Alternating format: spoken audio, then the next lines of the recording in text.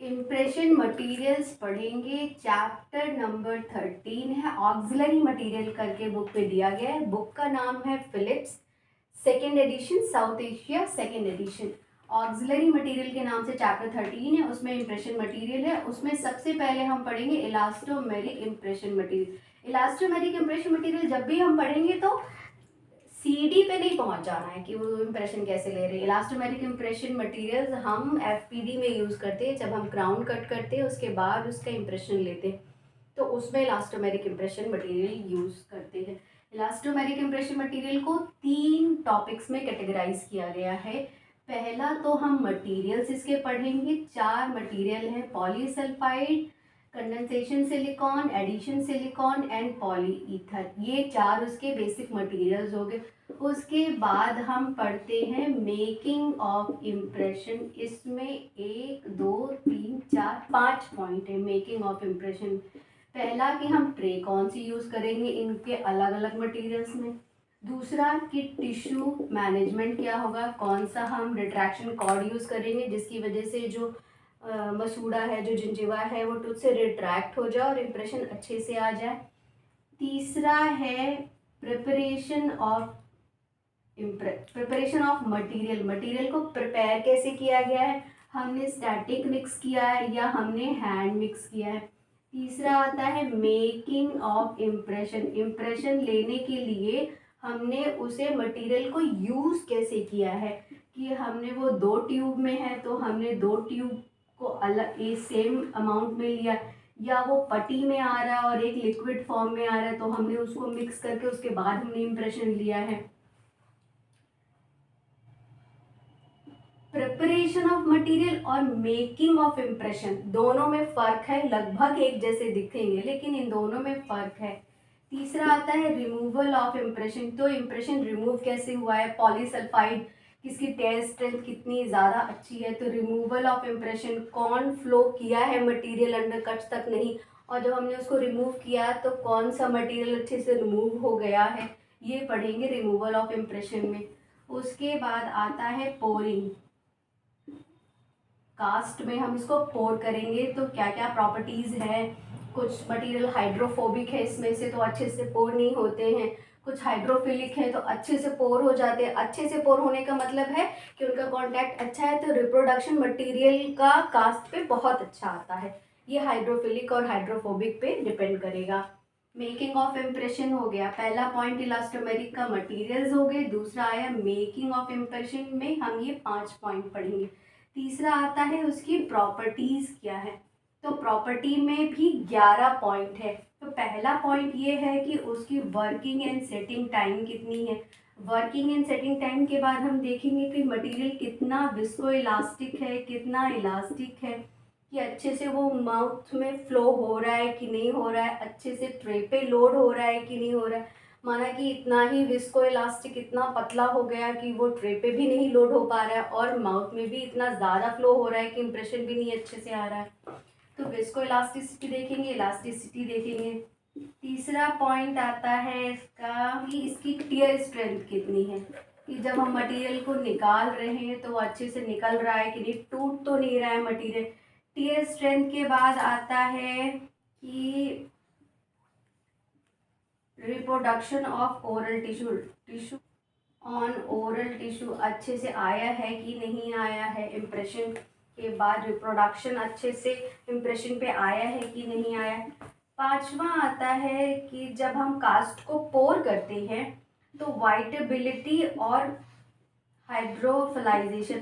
वाइटेबिलिटी और हाइड्रोफिलाइजेशन हम कब देखेंगे, जब हम मटेरियल को पोर करते हैं, है ना, तो वो कितना हाइड्रोफिलिक है, क्योंकि हाइड्रोफिलिक और हाइड्रोफोबिक पानी पे डिपेंड करता है। अब जब हम स्टोन में मिक्स करेंगे पानी और मटेरियल को उसमें पोर करेंगे तो अगर हाइड्रोफिलिक होगा तो इम्प्रेशन का जो रिप्रोडक्शन है कास्ट में वो अच्छा आएगा, और हाइड्रोफोबिक होगा तो बहुत अच्छा नहीं आएगा।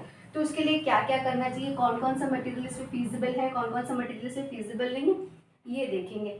छठा पॉइंट है वाइटेबिलिटी हो गया, इम्प्रेशन हो गया। अब इसकी देखते हैं कि डायमेंशनल स्टेबिलिटी कितनी है इम्प्रेशन की, मटेरियल कितने देर तक हम रख सकते हैं, ठीक है। और दूसरा हम उसे 2-3 कास्ट बना सकते हैं या एक ही कास्ट बना सकते हैं। सातवां आता है मटेरियल को हम डिसइंफेक्ट कैसे करेंगे। मटेरियल जब हमने इम्प्रेशन ले लिया है तो उस मटेरियल उस नाप को हमें डिसइंफेक्ट करना होगा, जिससे कि कास्ट पे कोई भी सलाइवा या कुछ भी आए ना। ठीक। आठवां पॉइंट है मटेरियल कितना बायोकम्पैटिबल है। 9 पॉइंट है इसकी सेल्फ लाइफ कैसी होनी चाहिए। 10 पॉइंट है इसकी रियोलॉजिकल प्रॉपर्टी कैसी होती है मटेरियल की। 11 पॉइंट एक जो छूट गया है वो है मिस हैंडलिंग, मटेरियल को कैसे हमें हैंडल करना चाहिए अच्छे से।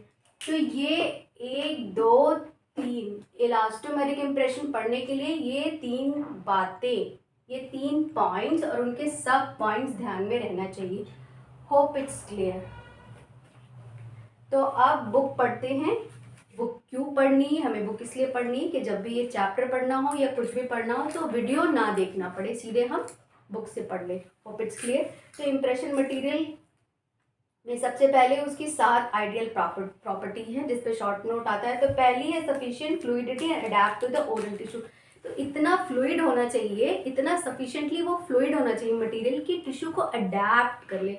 मतलब कि इतना पतला भी नहीं होना चाहिए और इतना गाढ़ा भी नहीं होना चाहिए कि टिश्यू को अडेप्ट ही नहीं कर रहा और बहे जा रहा, और इतना गाढ़ा भी नहीं होना चाहिए कि वो एकदम रुक ही नहीं रहा है। ठीक। विस्कस इनफ, तो सफिशिएंट फ्लूइडिटी मेंटेन होनी चाहिए। Viscous enough to held in a tray, इतना विस्कस होना चाहिए कि जब हम मिक्स करने के बाद ट्रे पे लोड करेंगे तो ट्रे पे रह सके। ऐसा भी नहीं हो कि लेस विस्कस है। लेस विस्कस का मतलब कि बहुत पतला मटेरियल है, ट्रे पे लोड ही नहीं हो रहा, और अगर लोड भी हो गया और हमने लोअर का इम्प्रेशन लिया तो सारा मटेरियल ही बह गया। Hope it's clear. तो पहला, और ना ही इतना गाढ़ा होना चाहिए ना ही इतना मोर विस्कस होना चाहिए कि हम उस पर लोड भी नहीं कर पा रहे हो, हम प्रेस करने के बाद उसको प्रेस भी नहीं कर पा रहे जिससे कि हम सही से इम्प्रेशन ले सके। तो आइडियल प्रॉपर्टी में सबसे पहला है कि सफिशिएंटली फ्लूइड होना चाहिए। दूसरा है कि सफिशिएंट विस्कस होना चाहिए, not less viscous not more viscous. Less viscous का मतलब है कि जितना ज़्यादा लेस विस्कस मतलब कि पतला, मोर विस्कस मतलब कि गाढ़ा। तीसरा पॉइंट है to adept, able to transform into a rubbery or rigid solid in a mouth in a reasonable time। मुंह में एक रीजनेबल टाइम में वो सॉलिड होना चाहिए या रबरी होना चाहिए, मोर और लेस वो सही समय पे सेट हो जाना चाहिए। इतना भी नहीं कि पेशेंट डिस्कम्फर्ट में हो रहा है कि 10 मिनट लग रहा है उसको सेट होने में, और इतना कम टाइम भी नहीं होना चाहिए कि डॉक्टर को इम्प्रेशन लेने का टाइम भी ना मिले। तो सफिशिएंट टाइम में वो मटेरियल मुंह में सेट भी होना चाहिए। तीसरा है रेजिस्टेंट टू डिस्टॉर्शन और tear when remove from the mouth. मुंह से निकालते समय वो इम्प्रेशन निकाल रहे हैं तो वो टूटना भी नहीं चाहिए। छठा है बायोकम्पैटिबल होना चाहिए, और सातवां है कॉस्ट इफेक्टिव होना चाहिए। तो अब हम इसे रिवाइज कर लेते हैं। आइडियल प्रॉपर्टीज़ क्या हैं इम्प्रेशन मटेरियल के, जिसपे कि शॉर्ट नोट आता है। पहला, सफिशिएंट फ्लूइड होना चाहिए। दूसरा, सफिशिएंट विस्कस होना चाहिए। तीसरा, माउथ में एक सफिशिएंट टाइम पे उसे सेट हो जाना चाहिए, that should be 5 minute, not less than and not more than. ये उसकी आइडियल प्रॉपर्टी है। ठीक है। चौथा आता है कि जब हम इम्प्रेशन हमने ले लिया, इम्प्रेशन को निकाल रहे हैं तो वो टेयर नहीं होना चाहिए। पांचवा आता है कि वो डायमेंशनली स्टेबल होना चाहिए। ऐसा भी नहीं कि उस मटेरियल के कुछ बाई प्रोडक्ट हैं जिसकी वजह से डायमेंशंस खराब हो गए हैं, बॉर्डर्स खराब हो गए हैं।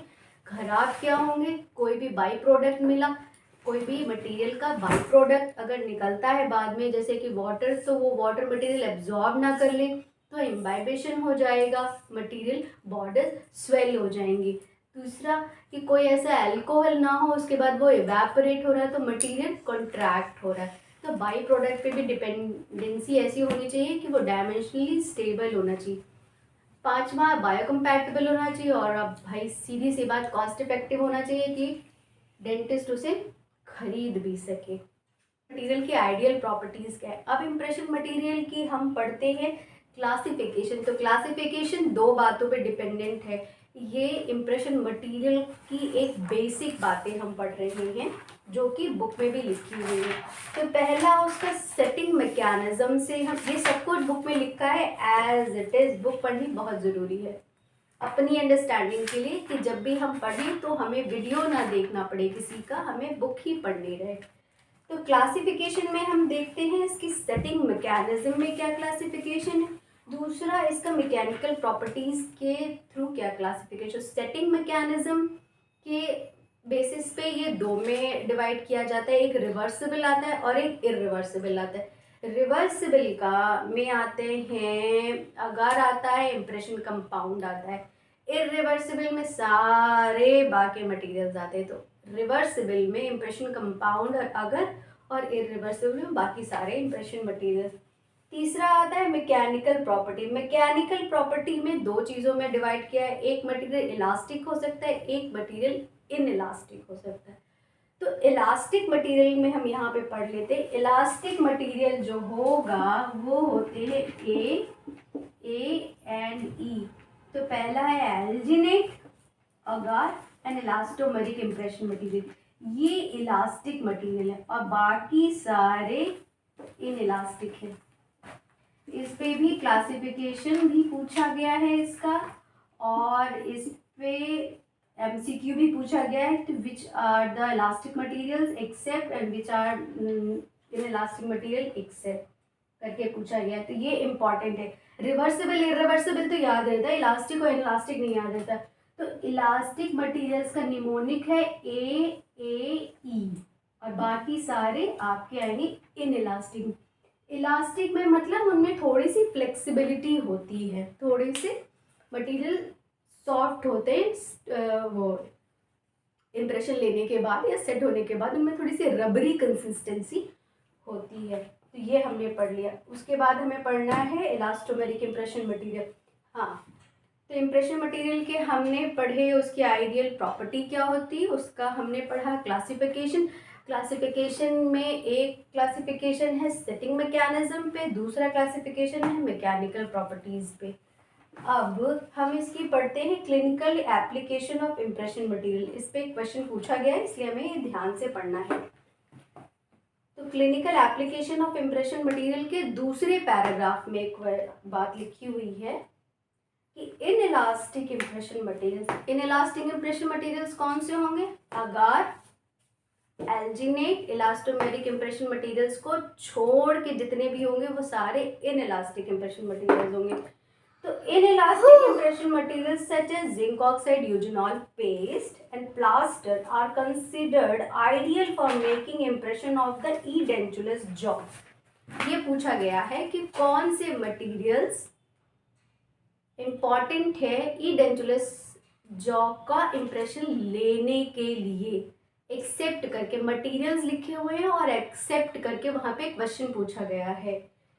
तो ये यहाँ पे सेकेंड पैराग्राफ ध्यान से देख लेना है। In elastic impression material, elastic impression material से कोई भी कम से सीडी का इम्प्रेशन नहीं लिया जाता, इन इलास्टिक मटेरियल से ही इम्प्रेशन लिए जाते हैं। तो अगर एल्जिनेट इलास्टोमेरिक इम्प्रेशन से नहीं लिए जाते।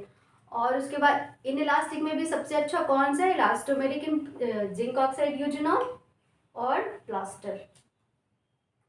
So inelastic impression materials such as zinc oxide, eugenol and plaster are considered ideal for the making the impression of the edentulous jaw structure of soft tissue because the proper consistency, they do not compress the tissue during the seating of the impression material। अब ये material रबरी नहीं है, ठीक है, they are non रबरी, तो ये tissue को compress नहीं करते। जब हम किसी भी रबरी चीज़ को किसी मटेरियल पे कंप्रेस करेंगे तो वो टिश्यू भी थोड़ा सा कंप्रेस होगा, दबेगा। अब जब वो, अब यहाँ पे हम सीडी की बात करें, यहाँ पे एफपीडी पे नहीं आना, यहाँ पे सीडी पे आ जाना। तो सीडी की जब हम बात कर रहे हैं तो जब हम टिश्यू को, सॉफ्ट टिश्यू को कंप्रेस कर देंगे तो बॉर्डर्स कैसे अच्छे आएंगे, है ना। जब बॉर्डर्स ही नहीं अच्छे आएंगे तो हम सीडी अच्छे से नहीं बना पाएंगे। यही हमें फर्स्ट ईयर से बताया जाता है। एफपीडी तो हम फाइनल ईयर में पढ़ते हैं, वो भी एंड में पढ़ते भी हैं और प्लस प्रैक्टिकल भी हमें तभी करने को मिलता है जब लास्ट हो जाती है। और सीडी से तो हम फर्स्ट ईयर से ही प्रोडक्शन हमारा शुरू हो जाता है। तो ये ध्यान रखना है कि कब हम सीडी की बात करें, कंप्लीट डेंचर की बात करें, और कब हम एफपीडी की बात करें, ठीक है। Hope it's clear.